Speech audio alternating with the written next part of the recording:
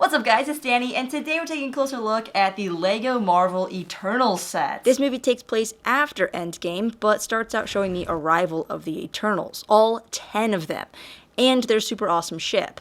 The main characters, though, are really Cersei and Icarus, and then of course there are these mindless beasts called Deviants who were created to help humans evolve, but instead they evolved and now exist to provide more action-packed fight sequences in the movie. In order to get all 10 Eternals, however, you're gonna have to bag all 4 sets of the wave, and that's gonna cost you about $185. So, is it worth it? Well, let me tell you what I think. I think you should smash that like button and subscribe for lots more LEGO build reviews and shopping hauls. At $10 is the Aerial Assault Set 76145, with 133 pieces. This one comes with both Sprite and Icarus, and this flying Deviant. Now this is a really super simple build, and you'll notice that all these Deviants take on very wiggly appearances. So that's represented here by all of these wiggly pieces. The arms and legs are posable, and the wings honestly look pretty good. I think the head also looks like an Egyptian dog or something, so they nailed the whole Babylonian feel, which, oh, if you didn't know, there are time jumps in the movie spanning 7,000 years, and I think the box art, particularly on this next set, shows this off really well. This whole Babylonian era, I think the year 275 they said. Anyways, set 76154 is the $24 Deviant Ambush with 197 pieces. This one gives you 3 figures. You have Athena, Makari, and Gilgamesh. And if you want this strong man right here, then this is the set he is exclusive to. The other 2 can be found in the Domo, which I'll talk about in just a minute, but I didn't actually build this set because I'm just not a fan of these Deviants, and I'll explain more about why. But after building the Aerial Assault and the other 3 Deviants from the other sets, I feel like this is just a larger version of those. You know, he's a little bit different, but really just externally. So for that reason, I'm gonna have to put this set as the second worst of the wave for me, just right after this next one, Airshim's Shadow.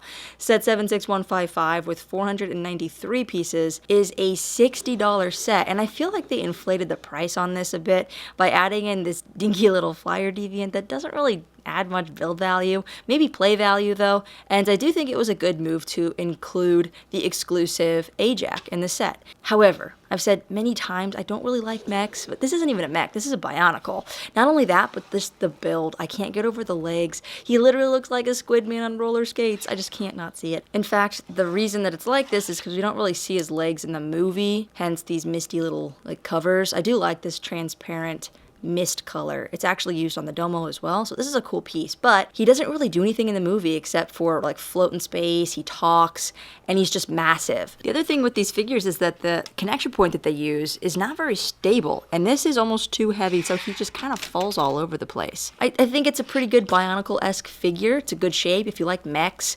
There are good stickers and details. I like what they've done with the shoulders. I think they've beefed that up properly, and the hands are even pretty good, but I think the thumbs are still a bit short. So for this one, I feel like you either love it or hate it. So let's go on to the next one here. My favorite by far, the Rise of Domo Set 76156 with 1,040 pieces. This is $90, and it comes with 6 minifigures. And this ship is freaking cool. It's super unique. There's tons of play features. It looks like very smooth on the outside, but then it's also very detailed, and you can open it in so many different places. So this one comes with Icarus, Cersei, Druid, Makari, Athena, and Fastos. And when you get into the play features of this ship, there's not even 3, there's not 4, there are 6 places to open this thing up. You have the cockpit section. He has really cool piping details, sticker details, and a new control panel sticker. I haven't seen this one before, so this looks really great.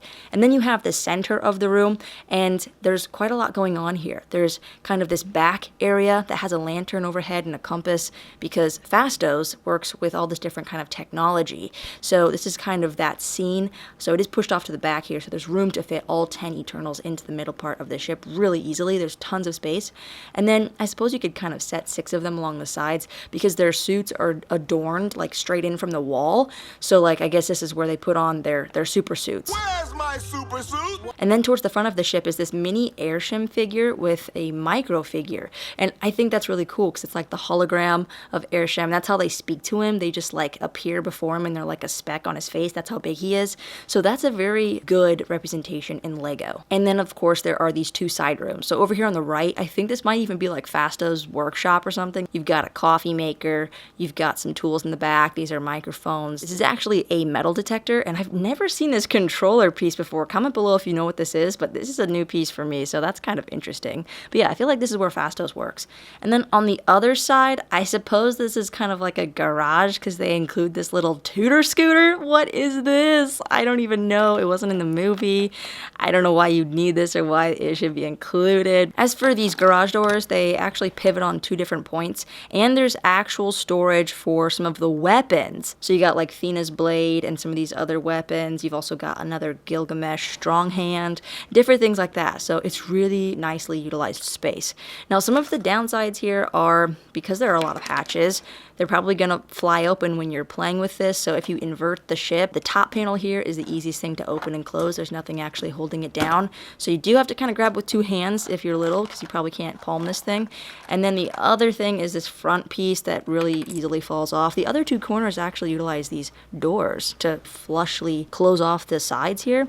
And I think they've done that brilliantly. Plus, there's just so much added detail with the stickers on the side. It's really pretty. There's like these other transparent disc pieces that I mentioned, more of that same color in 1x4 tiles, and I think they've made this playset just very visually appealing. Now, there are 2 stud shooters at the top, but even without that, I feel like if you were under the age of 10, you could easily be spending hours playing with the set. That being said, I think another downside might be just how easy it is to break off some of the areas that open. Specifically these 2 in the back, they're actually held on with rods. So if you push them back too far, those are going to just pop right off. But, you know, it's avoidable, just something that I thought I would note. And that brings me to the Deviants, these little monsters. I will say, for all the Deviant builds, the colors are pretty. I like the teal, the maroon, the stickers. It's all great detail, but I just can't get over the feet on these guys and the face on this one. Like,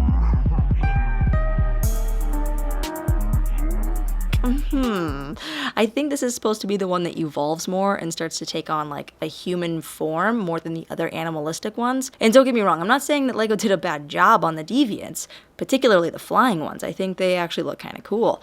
Easily breakable, but if the kid's goal is to like whack-a-mole, then power to ya. The 4-legged ones, though, it's just hard to keep the piece count low on builds like this because they just need to be beefed up more. Same thing with Airshim. I just think it needs a little more meat around certain areas. For relevancy, however, these sets are super iconic. All the Eternals, their ship, the Deviants, Airshim, they all appear in like the first 5 minutes of the movie, so they're super strong contenders for relevancy. And the box art aesthetic is eye-catching. Like, they've painted all 10 of the Eternals here in the corner, minus Icarus. That's totally a photo.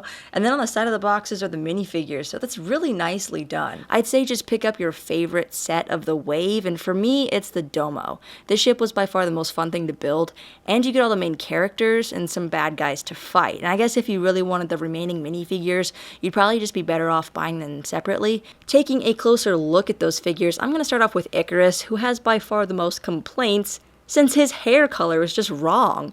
His face also looks softer than a baby's bottom, but he should have this darker hair and probably stubble on his face. Honestly, he looks a lot like Bucky Barnes. If he had a different face print on the other version, like with lit up eyes, since he does shoot lasers out of his eyes, that would be really cool to have like 2 versions of Icarus instead of 3 of the exact same figure if you buy all the sets. For Sprite, I think her hair needs to have a little more volume. She was like one of my favorite characters in the movie. She's like very good, and she's also mischievous, so she needs to have more of a mischievous like grin.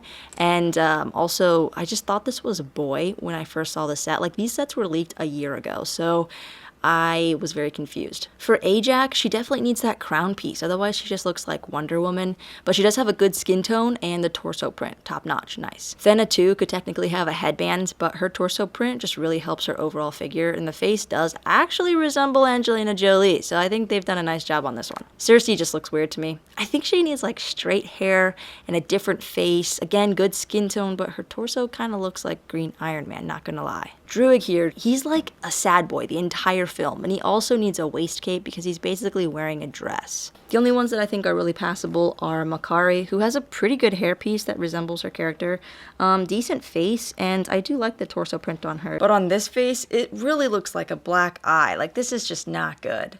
Fastos, I think, is decent. I'm sure people could have other complaints. I think they've got at least a nice continuity with the hair to the facial hair.